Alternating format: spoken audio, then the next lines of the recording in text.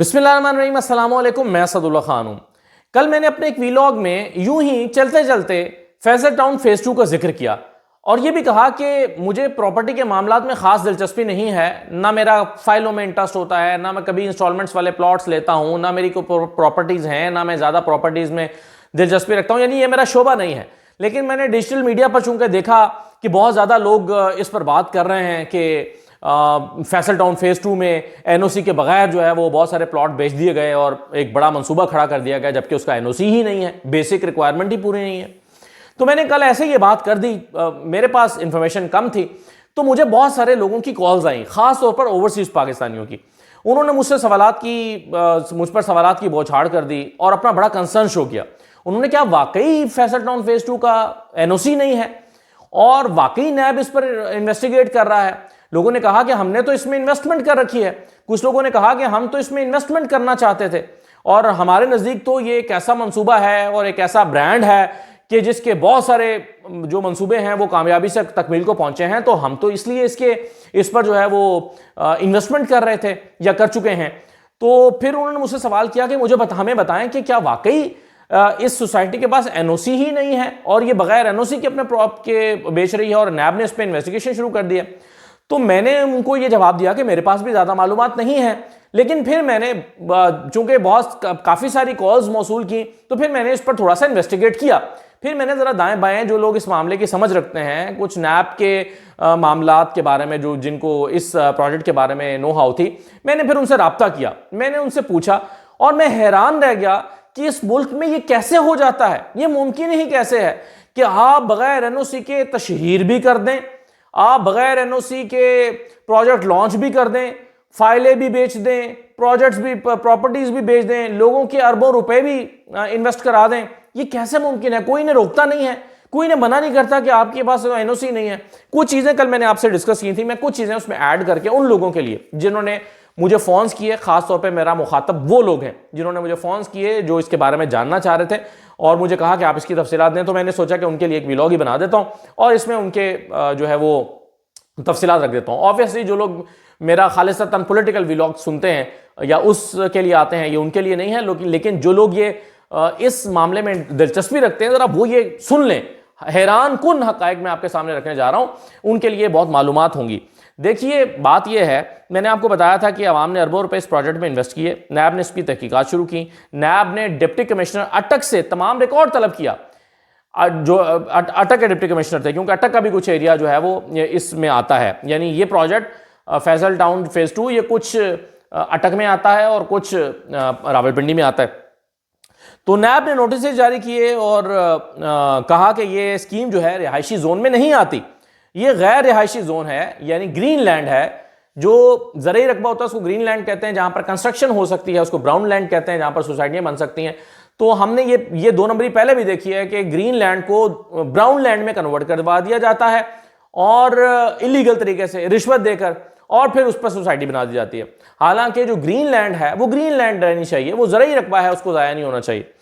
लेकिन तो यहां पर कहा गया कि गैर रिहायशी जो जोन था उसको रिहायशी जोन में कैसे बदला गया। नैब ने नोटिस में कहा 8 मई 2025 की रिपोर्ट के मुताबिक हाउसिंग स्कीम के बिल बोर्ड उतारकर थाना एयरपोर्ट में एक एफआईआर भी दर्ज की गई। अब स्क्रूटनी कमेटी की जो रिपोर्ट है उसके मुताबिक 2009 के जो कानून है उसका रूल 81 ये कहता है कि जो रिहायशी इलाके से बाहर ज़रूरी ज़मीन है वो ग्रीन लैंड के जुमरे में आती है और वहां पर कंस्ट्रक्शन नहीं हो सकती, मगर यहां पर ऐसा हुआ। फिर दरिया की जमीन भी फैसल टाउन के मुजवजा इलाके से गुजर रही है। ये मैंने कल आपको मालूमात कुछ मोटी मोटी दी थी, मैं इसमें कुछ ऐड करता हूं चीजें, आज आपके इल्म में लाता हूं। फैसल टाउन इंतजामिया पर 2023 में भी एफआईआर हो चुकी है और इसकी जो अपील है कि उनको एनओसी जारी किया जाए वो भी मुख्तलिफ वजूहात की बिना पर मुस्तरद हो चुकी है अपील भी। वो क्या वजूहात हैं वो मैं आपके साथ शेयर करता हूं, जिस पर आज मैंने फिर थोड़ी सी तहकीकात भी की है। नेस्पा की रिपोर्ट जो है वो ये कहती है कि ये मनसूबा कुदरती माहौल के लिए खतरनाक है। अगले 20 साल की रिहायशी ज़रूरत जो है वो पूरी हो चुकी है, इसलिए ये मनसूबा बन ही नहीं सकता था और वैसे भी ये सैलाब के जो रास्ता है उसमें आता है। मैं आपको बता दूं कि ये जो नुक्ता भी मैं आपको बता रहा था, ये जो स्टैट्स बताते हैं वो ये हैं कि रावलपिंडी और ज़िला अटक में सरकारी रिपोर्ट्स के मुताबिक अगले 20 साल तक की जो हाउसिंग की ज़रूरियात हैं वो पूरी हो चुकी हैं। ये सरकार का रिकॉर्ड कहता है। अटक में, रावलपिंडी में जो जितनी हाउसिंग स्कीम्स होनी चाहिए पॉपुलेशन के एतबार से, वो अगले 20 साल की जरूरत पूरी हो चुकी है। यानी मजीद किसी ग्रीन लैंड को ब्राउन लैंड में कन्वर्ट करने की जरूरत नहीं है।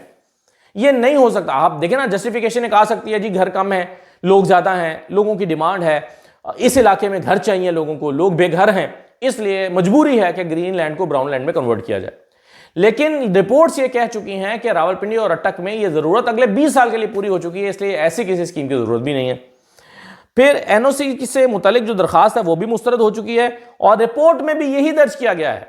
जो रिपोर्ट है उसमें कहा गया है कि अगले 20 साल तक के रिहायशी मंसूबे की इजाजत, अगले 20 साल तक इस रिहायशी मंसूबे की इजाजत नहीं दी जा सकती क्योंकि इसकी जरूरत नहीं है। तो ये वाज़ेह तौर पर उसमें कह दिया गया है। अब देखें, मैं जब अभी तहकीकात कर रहा था, आज जरा इस मामले पर काम कर रहा था, तो मैंने सुना कि जो ऑनर हैं, इनके ऑनर्स हैं फैसल टाउन के, गालिबन चौधरी मजीद ही उनका नाम है, वो एक जगह तकरीर कर रहे थे, शायद किसी चैम्बर ऑफ कॉमर्स में या किसी जगह पे। वो कह रहे थे कि देखें, मुझे अमेरिका में ये प्रोटोकॉल मिला, मुझे दुबई में जो है वो स्टेट प्रोटोकॉल मिला, मेरे बेटों को हेलीकॉप्टर में बिठा के ले जाया गया और कहा गया कि देखो आप इन्वेस्ट करो। तो जिन मुल्कों में मैंने अभी तक 1 रुपए की इन्वेस्टमेंट नहीं की या एक भी मंसूबा लॉन्च नहीं किया, वो हमें प्रोटोकॉल दे रहे हैं, और जहां पर पाकिस्तान में हमने सरमायाकारी की है तो हमें सरमायाकारी की सजा दी जा रही है। अच्छा, बात ठीक है अगर इस तरह से देखा जाए कि जो पाकिस्तान में सरमायाकारी कर रहा है उसकी कदर होनी चाहिए, ये बात ठीक कह रहे हैं, वो बिल्कुल सही कह रहे हैं। लेकिन भाई, पाकिस्तान में मंसूबे लॉन्च करने के लिए आपको पाकिस्तान के कवानीन का एहतराम तो करना ही पड़ेगा ना। ये तो करना पड़ेगा कि आप पाकिस्तान के जो कवानीन हैं उन कवानीन के मुताबिक एनओसी लें। आप एनओसी लेंगे, आप उस कानून के मुताबिक उस मंसूबे को शुरू करेंगे तो ही आप उसको बेच सकते हैं ना। यानी इसका मतलब ये नहीं कि आप पाकिस्तान में सरमायाकारी कर रहे हैं या करा रहे हैं तो इसका मतलब ये है कि आप पाकिस्तान के कवानीन का एहतराम ना करें और जो जी में आए करते चले जाएं। उससे आप माहौलियात को भी नुकसान पहुंचाएं, उससे आप ग्रीनलैंड को भी नुकसान पहुंचाएं, उससे आप जो है वो लोगों के पैसों को भी रिस्क में डालें, तो ये तो मुमकिन नहीं है। अच्छा, फिर उन्होंने कहा कि ये सारी बातें मैं उनकी सुन रहा था, तो देखें लोगों के जो है वो अरबों रुपए इसमें डूबे हैं या डूबने का खदशा पैदा हो गया है। अगर नैब आपका ये प्रोजेक्ट बंद कर देता है और आपको या बंद करने की सिफारिश कर देता है और हुकूमत पाकिस्तान कहती है कि जी आपके पास एनओसी नहीं है तो आप ये मंसूबा नहीं चला सकते, तो लोगों के सरमाए का क्या होगा, ये एक सवाल है। फिर आप एफआईआर जो है वो आपके ऊपर हुई है, तो आप अगर एफआईआर गलत हुई है तो आप बताएं, उसके दलाइल दें कि एफआईआर गलत हुई है। एनओसी के बगैर जो है वो आप डेवलपमेंट कर रहे हैं, कर सकते हैं क्या? एनओसी के बगैर डेवलपमेंट हो सकती है? तशहरी मुहिम चल सकती है? आप मार्केटिंग कर सकते हैं? ऑब्वियसली नहीं कर सकते। फिर देखिए, एनओसी लेने से पहले 53,000 से ज्यादा फाइलें आपने भेज दी। एनओसी नहीं लिया, 53,000 फाइल्स आपने भेज दी। 122 अरब रुपए तकरीबन लोगों ने इन्वेस्ट किए हैं। मैं जिन लोगों का जिक्र कर रहा था जिन्होंने अभी मुझे फोन्स किए, ओवरसीज पाकिस्तानियों ने, और ओवरसीज पाकिस्तानियों ने भी और पाकिस्तानियों ने भी जो यहां रहते हैं, 122 अरब रुपए इसमें इन्वेस्ट कर दिए हैं।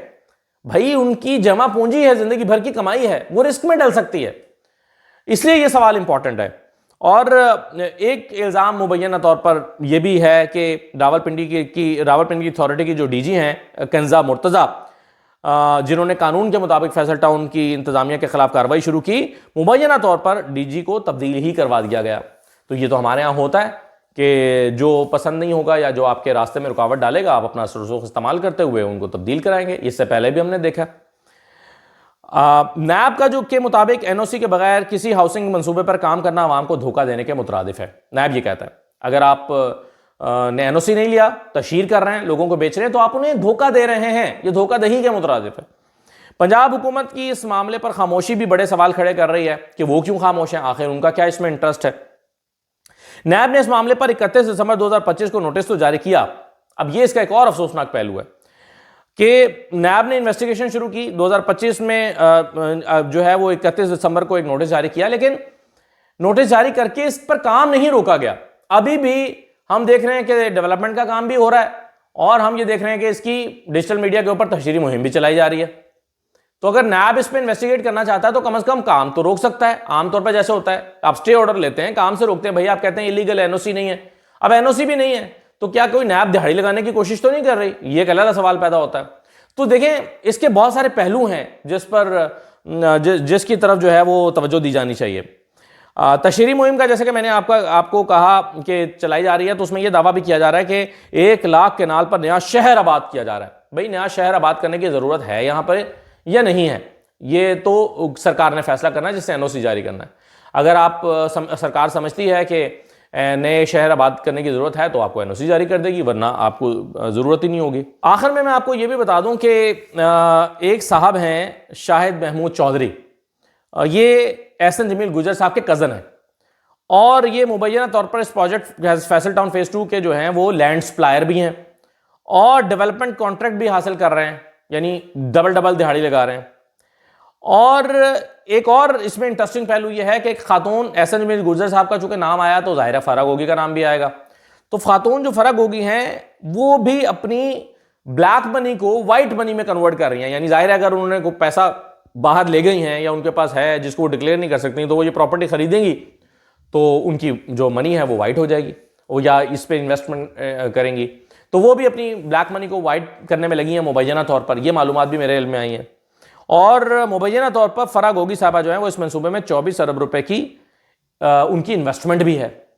तो देखें, वो कहते हैं मज्जा मजा नहीं पहना, वो सारे मिल के फिर अपना काम जो है वो कर रहे होते हैं। जिसको नजर आता है कि इसमें से थोड़ा सा उनको कमाई का जरिया बन रहा है, चाहे अवाम के पैसे ज़ाया हो जाए, चाहे अवाम के पैसे बर्बाद हो जाए, चाहे लोगों का सरमाया डूब जाए, लेकिन लोग अपने तौर पर जो हैं वो अपने माल कमाने की लोगों को फिक्र रहती है। और जो नाम मैंने आपके सामने रखे हैं ये सब इसमें बराबर के हिस्सेदार हैं। अब मेरी दरख्वास्त ये है, ये मेरा वीलॉग उन लोगों के लिए था जो मुझे फ़ोन कर रहे थे, मालूमात हासिल करने की कोशिश कर रहे थे, क्योंकि डिजिटल मीडिया के ऊपर काफ़ी इस पर र्यूमर्स भी फैली हुई थी और कल मैंने इस पर सरसरी सा जिक्र भी किया था। तो आज फिर मैंने सोचा कि उन लोगों के लिए तफसीलात इसकी जो है वो बयान कर दी जाएँ। बाकी आप मज़ीद इस बारे में मालूमात हासिल कर सकते हैं। देखिए, इन्वेस्टमेंट के हवाले से मैं खुद ज़ाती तौर पर समझता हूँ कि आपकी उम्र भर की ये जमा पूंजी होती है, उम्र भर की आपकी कमाई होती है, और उम्र भर की जो कमाई है वो आप यूं आन की आन में नहीं लुटा सकते, और लुटाएं तो जाहिर है उसका आपको गम रहता है। इसलिए फैसले सोच समझ के ही होने चाहिए। बहरहाल इजाज़त दीजिए, अल्लाह हाफिज़।